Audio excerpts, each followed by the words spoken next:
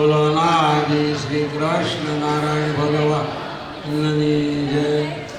પ્રગટ ભગવાન અનાદિ શ્રી કૃષ્ણ નારાયણ એવા આપણા આત્મપતિ, મુક્તપતિ, મુક્તાનિકાપતિ, બ્રહ્મપ્રિયાપતિ એવા પરાત્પર પરબ્રહ્મ પુરુષોત્તમ નારાયણ પરમધામના અધિપતિ અનાદિ શ્રી કૃષ્ણ નારાયણ શ્વેતાયન વ્યાસ મહાપ્રભુજી. આજે આપણી કથાનો તૃતીય દિવસ એટલે કે ત્રીજો દિવસ છે. એમાં દરેક ગામથી પરગામથી બધા ભક્તો ખૂબ ખૂબ સેવાનો અને કથાનો સત્સંગનો લાભ લે છે. એવી જ રીતે આપણે કાયમ જાહેરાત કરી છે કે અહીંયા દરેક ભક્તો માટે આપણે જમવાની વ્યવસ્થા અહીંયા સાંજે રાખેલી છે, બપોરે પણ રાખેલી છે. જે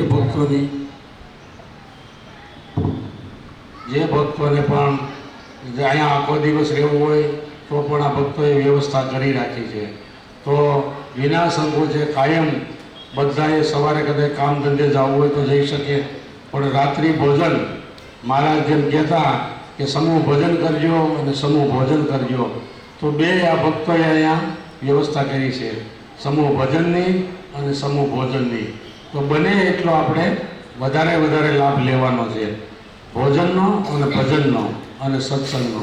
જો આપણા આમંત્રણને માન આપી અને વક્તા ઠેઠ રાજકોટથી આખો મહિનાની કથા હોય અને એને આપણા માનને આપી અને એ પધારતા હોય તો આપણી પણ ફરજ આવે કે આપણે આપણા ઈષ્ટ મિત્ર, સગા સંબંધીઓ તેમજ આડોશ પાડોશમાંથી બધાને ભજન અને ભોજનનો લાભ લેવડાવો.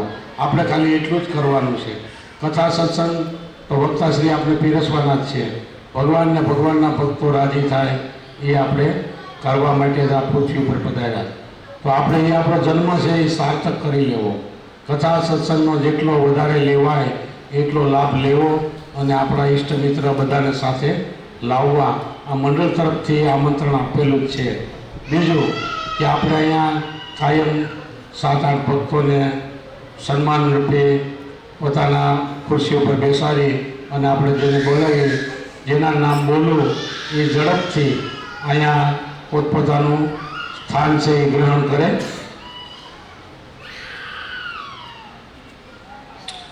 કચ્છથી પધારેલા અમૃત ભગત, પછી રાંદેરથી પધારેલા દામજી ભગત, રાંદેરથી પધારેલા કાનજી ભગત, પછી કુકાવાથી પધારેલા અમારે બાલુભાઈ દેસાઈ અને મનસુખભાઈ દુધાળા અને મહેન્દ્રભાઈ સિકલિયા, અશ્વિનભાઈ પીઠળિયા, અરવિંદભાઈ પીઠળિયા અને કામરેજથી પધારેલા રામભાઈ ઠુમર.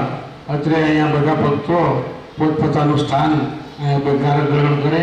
તો ઝડપથી આવી જાઓ ભક્તો, એટલે આપણે બીજો કાર્યક્રમ આગળ ચાલુ રહે.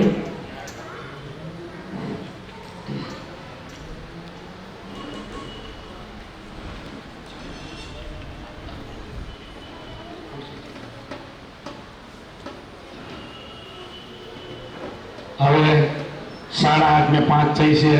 10 મિનિટ લગી ભક્તો ધૂન ભજન જે કરવું એ કરો. કીર્તન 8:45 વાગે ધૂન ભજનને વિરામ આપી અને પછી તથા વક્તાની આરતી કરી અને આપણે કથાનો પ્રારંભ કરવાનો છે. તો એ સમયને બધા ધ્યાનમાં રાખજો, જેથી કરીને આપણે કથાનો વધારે લાભ મળે. અને કાયમ માટે કથાનો સમય 8:45થી આપણે 10:30 લગીનો રહેશે. કદાચ કોઈ બીજા ભક્તો હોય એના પ્રવચન લેવાના હોય માટે, એટલે વક્તાશ્રી પણ ધ્યાન દોરે 10:30 કથાને વિરામ આપે.